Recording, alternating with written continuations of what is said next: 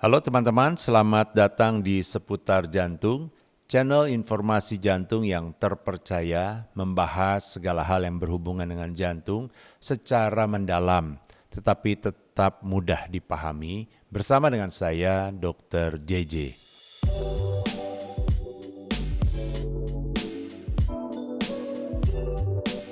Teman-teman, di episode kali ini saya akan bahas soal diet keto, pro dan kontra. Nah ini menarik sekali ini ya.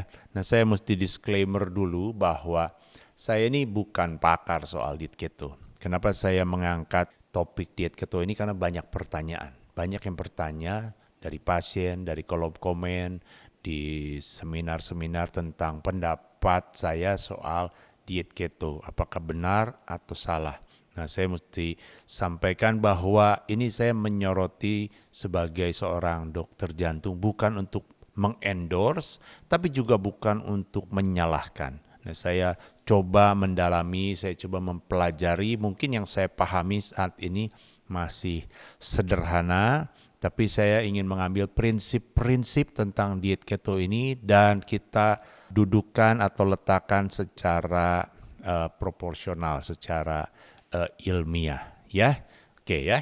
Nah, kita akan bahas di video ini. Yang pertama, asal-usul dari diet keto itu, bagaimana asal-usulnya. Kemudian baru kita coba pahami sebetulnya hubungan otak, lalu glukosa dengan keton itu apa. Karena dalam diet keto ini yang menjadi sumber energi yang dipakai adalah keton, dan memang target dari kelompok orang-orang yang menerapkan diet keto ini adalah tercapai satu kondisi yang disebut sebagai ketosis, sebagai bukti bahwa sudah terbentuk badan keton yang bisa dipakai sebagai sumber energi untuk otak.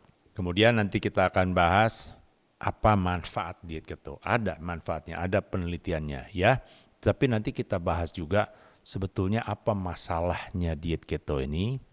Dan kemudian kita akan bahas juga tentang istilah dirty keto dan clean keto ya.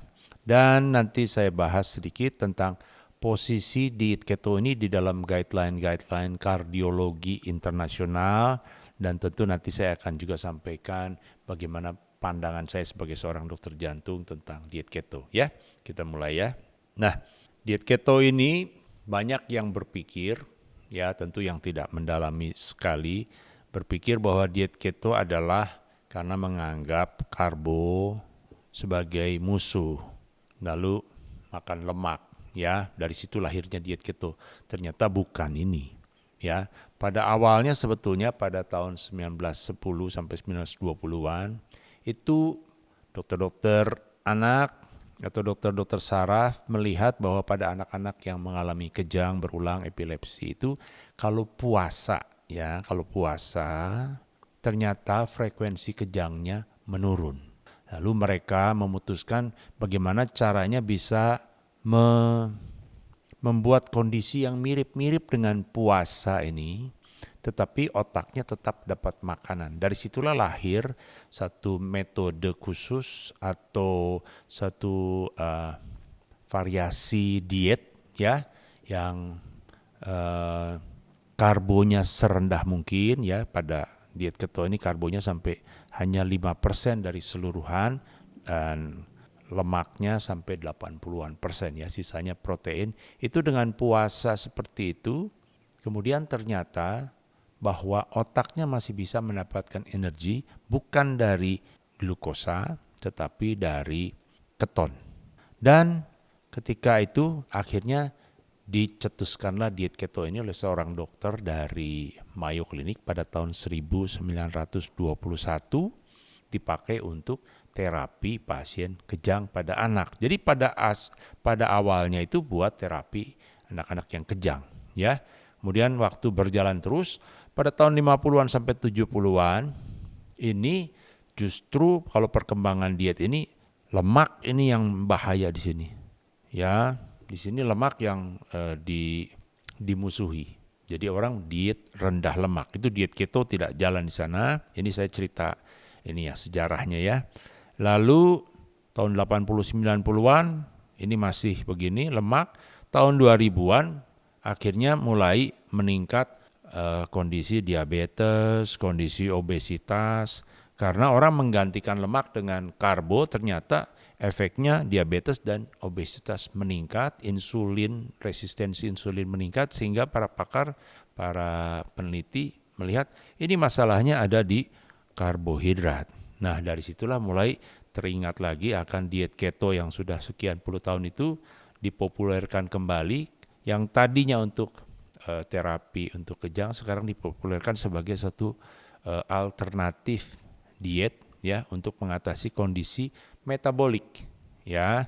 Dan sejak 2010-an sampai sekarang kemudian menjadi sangat terkenal di sosial media di kalangan influencer kesehatan, dan kemudian menjadi lebih seperti semacam satu gaya hidup atau jalan hidup yang sangat dipercayai, bahwa yang perlu dimusuhi ini tadi, karbo ini musuhnya. Makanya mereka mencari jalan keluar. Karbo adalah the bad guy, kemudian the good guy-nya adalah si lemak. Dan sangat baik atau pahlawannya adalah keton. Ya, jadi kurang lebih asal usulnya seperti ini kira-kira sederhananya ya. Nah, kembali ke soal keton tadi dengan otak ya, ini asal muasalnya kan begini. Jadi otak kita itu harus pakai glukosa. Sumber energinya harus pakai glukosa. Nah, kalau berasal dari lemak, namanya asam lemak itu, ini banyak organ tubuh kita yang suka pakai asam lemak sebagai sumber energi. Jantung, ginjal, otot, itu nggak masalah, nggak ada glukosa pakai asam lemak. Tapi otak tidak bisa, jadi otak harus hidup dengan glukosa. Tapi ternyata belakangan diketahui bahwa kalau tidak ada glukosa pada kondisi itu, maka hati akan mengubah asam lemak ya, dari lemak diubah menjadi badan keton ya. Ada beta hidroksibutirat, ada asetoasetat, ada aseton. Itu badan keton yang ternyata punya kemampuan untuk menembus namanya blood brain barrier. Jadi penghalang untuk asam lemak bisa lewat masuk ke otak untuk dipakai sebagai sumber energi. Karena sebetulnya kan asam lemak ini bisa dipakai sebagai sumber energi di banyak organ tubuh yang lain. Tapi karena dia tidak bisa tembus ini, penghalang antara otak dan darah, aliran darah, jadi asam lemak tidak bisa tembus. Hati ternyata bisa membentuk badan keton yang bisa tembus sampai ke otak dan bisa mempergunakan keton ini sebagai sumber energi menggantikan glukosa. Itulah dasarnya ya. Nah, kemudian ini saya bahas setelah diterapkan sebagai satu alternatif diet, bukan untuk terapi kejang tapi untuk menangani kondisi metabolik ya. Ternyata banyak beberapa penelitian menunjukkan ada manfaatnya. Misalnya ini saya ambilkan ya satu penelitian yang banyak dikutip dari kelompok yang mendukung diet keto. Ini meta-analisis dari Bueno dan teman-teman pada dipublikasikan tahun 2013 bahwa very low carbo keto diet dibandingkan dengan low fat diet. Jadi ya diet yang betul-betul rendah karbohidratnya dibandingkan dengan diet yang rendah lemak. Itu satu penelitian yang namanya randomized clinical trial ya. Jadi studi yang sistematis, acak, dan durasinya selama lebih dari 1 tahun. Ternyata ada keunggulan dari si diet keto ini ya, walaupun keunggulannya kecil tapi konsisten, bahwa berat badannya turun. Dan ini yang sangat dibanggakan oleh kelompok yang diet keto adalah bahwa triglycerid turun, HDL meningkat. Dan ini yang ditekankan sekali bahwa ini sangat penting. Ya, TG turun, HDL meningkat. Bahkan saya kadang-kadang juga membaca di kolom-kolom komen menyatakan bahwa tidak masalah LDL tinggi asal triglycerid rendah, HDL tinggi, dan perbandingan antara triglycerid banding HDL itu kurang dari 2. Ya, nah ini penelitian ini menunjukkan bahwa dengan diet keto ternyata triglyceridnya menurun, HDL-nya meningkat, dan berat badan juga turun. Ya, walaupun tidak konsisten setelah 1 tahun, ternyata perbedaannya tidak berbeda bermakna antara kedua kelompok ini, yang keto maupun yang low fat diet. Ya, penelitian yang kedua ini penelitian dari studi Virta Health oleh Halberg dan kawan-kawan tahun 2019. Ya, diet keto ya menghasilkan ketosis. Jadi teman-teman yang melakukan diet keto ini salah satu tanda petik syaratnya atau petunjuknya bahwa diet ketonya sudah berhasil adalah kalau sudah mengalami ketosis. Ya, bisa diperiksa di darah atau kadang-kadang tercium napasnya bau aseton begitu. Jadi penggunaan diet keto pada diabetes tipe 2 ternyata memperbaiki kontrol gula darah jangka menengah. Ya, bisa pasien-pasiennya sampai berhenti menggunakan insulin dan berat badannya bisa bertahan turun sampai 2 tahun. Nah, ini tentu hasil-hasil penelitian yang sangat baik sehingga digunakan oleh teman-teman yang pro dengan diet keto untuk meneruskan praktek menerapkan diet keto dalam pola makan mereka. Ya, nah jadi kita lihat bahwa manfaat diet keto ini terutama karena kita menurunkan kadar glukosa, intake glukosa diturunkan, maka insulin di dalam darah juga turun. Ya, kita sudah belajar. Saya minta teman-teman bisa lihat lagi di video berikutnya. Di video sebelumnya yang saya bahas tentang diet makan karbo, bahwa kalau kita glukosa berlebihan maka akan meningkatkan kadar trigliserid ya atau VLDL. Nah, kalau glukosanya rendah tentu kadar trigliserid juga akan turun. Sementara kalau insulinnya rendah, ini akan banyak sekali efeknya dan sangat baik ya. Lemak akan dipecah, kemudian sehingga berat badan akan turun ya. Selain tentu dia dipakai untuk membentuk badan keton. Sehingga manfaat-manfaat inilah yang dipakai untuk meningkatkan kondisi metabolik seseorang dan kesehatan si pasien ya. Dan ini memang nyata dalam penelitian-penelitian yang tadi sudah kita bahas. Tetapi yang saya ingin tekankan bahwa manfaat-manfaat dari diet keto itu bukan karena si ketonnya itu. Ketonnya ini bukan tanda petik bukan pahlawannya sebetulnya. Jadi bukan karena terbentuknya keton sehingga tubuhnya menjadi sehat, bukan. Keton ini sebetulnya dia merupakan alternatif yang ternyata bisa dibuat oleh tubuh untuk menggantikan fungsi glukosa. Nah, karena glukosa ternyata kalau glukosa banyak di dalam tubuh itu timbul persoalan banyak, insulin meningkat, trigliserid meningkat ya, terbentuk lemak. Nah, dengan mengurangi glukosa, mengurangi insulin itu, maka efek-efek samping tadi menjadi menurun ya, berat badan turun, trigliserid turun. Jadi bukan si ketonnya yang pahlawannya di situ ya. Yang berikutnya selain manfaat, tentu ada pihak yang tidak setuju dengan diet keto menyampaikan bahwa ada masalah dengan diet keto ini. Ya, memang tidak banyak juga penelitian yang meneliti jangka panjang soal efek diet keto. Yang saya ambil di sini adalah bukti-bukti epidemiologis dan bukti-bukti genetik bahwa kalau LDL tinggi itu adalah penyebab ya, kausatif, penyebab dari proses aterosklerosis atau pembentukan plak. Ini kenapa saya angkat? Karena dari para pendukung keto mereka menekankan sekali bahwa yang berbahaya adalah TG harus diturunkan, HDL dinaikkan, tapi LDL tidak masalah. Ya, sepanjang LDL-nya bukan yang small, dense LDL. Tetapi penelitian-penelitian di bidang kardiologi, baik secara epidemiologi, baik secara genetik, baik secara uji klinis, itu menunjukkan bahwa peningkatan LDL kolesterol itu meningkatkan risiko penyakit jantung koroner. Kemudian juga berhubungan dengan jumlah partikel yang bersifat aterogenik, itu artinya partikel-partikel yang membawa ApoB, dan ini kalau makin tinggi jumlahnya itu risikonya makin meningkat. Jadi bukan sekedar trigliserid atau HDL saja ya.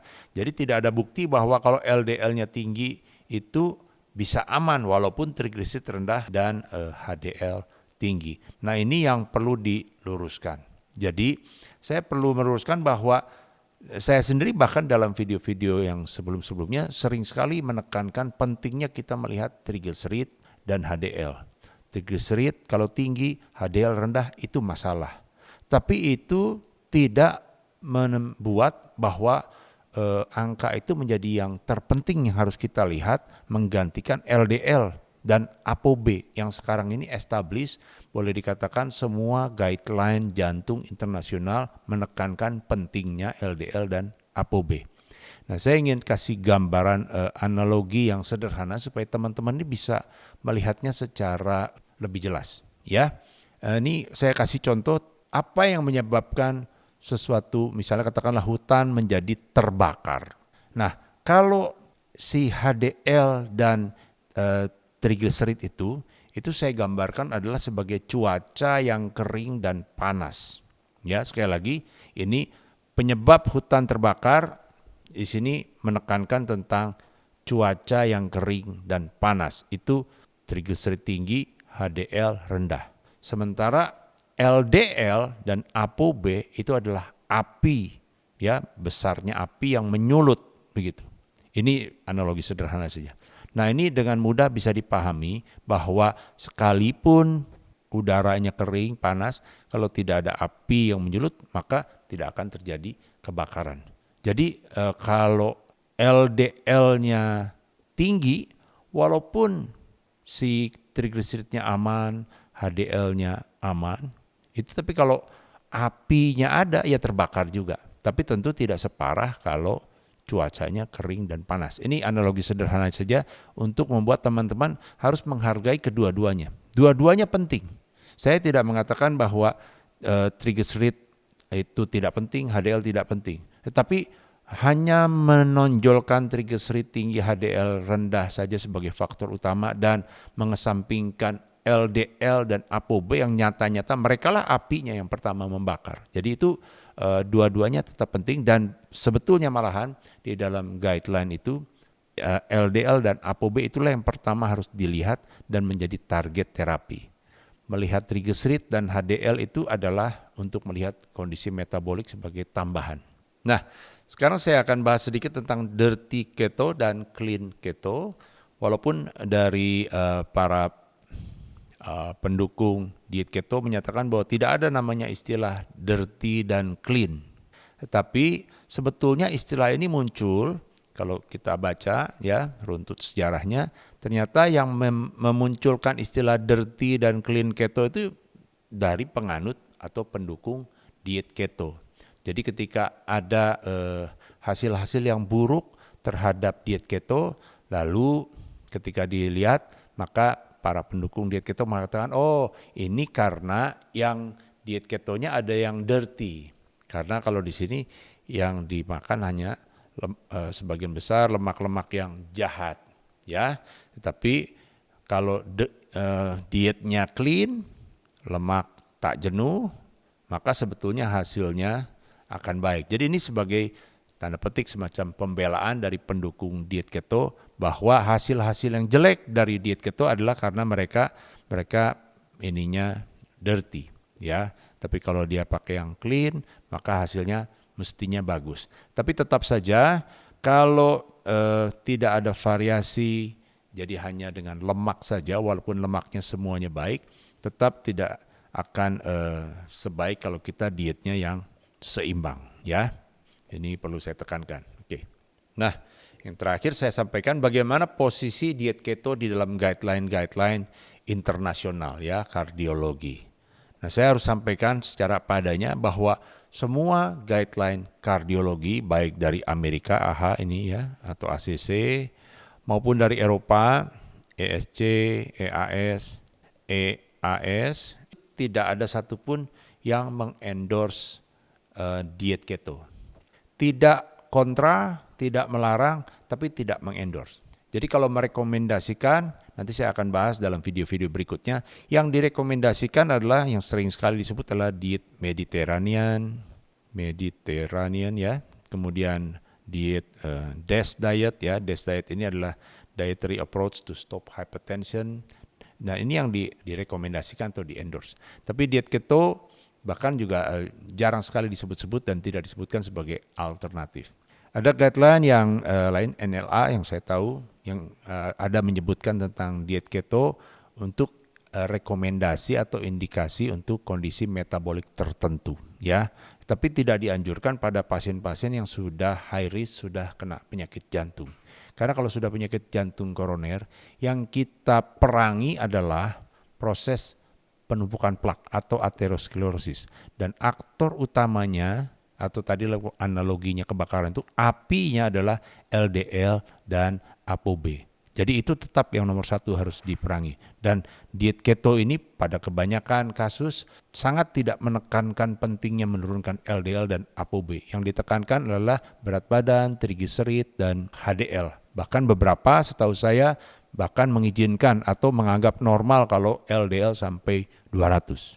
Nah, jadi saya tutup bagaimana pendapat saya tentang diet keto. Sekali lagi, saya tidak mengendorse diet keto. Hampir-hampir saya tidak akan menganjurkan diet keto kepada pasien-pasien saya.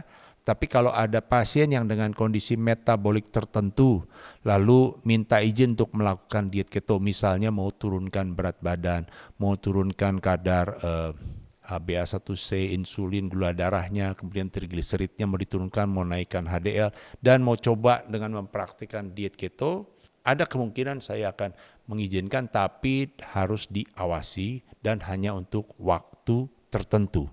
Tapi pasien-pasien yang sudah jelas-jelas kena sakit jantung, sudah pasang ring, sudah bypass, dan kita berusaha untuk menekan kadar LDL sesuai dengan target pasien yang berisiko tinggi seperti ini, hampir pasti saya tidak akan merekomendasikan. Ya, jadi jelas teman-teman, ini yang saya bahas tentang diet keto. Sekali lagi, saya disclaimer bahwa saya bukan pakar soal diet keto, jadi yang saya bahas hanya sederhana untuk memberikan gambaran bagaimana sikap dari saya dan juga sebagian besar dokter jantung yang lain terhadap diet keto. Mudah-mudahan teman-teman bisa memahami soal ini.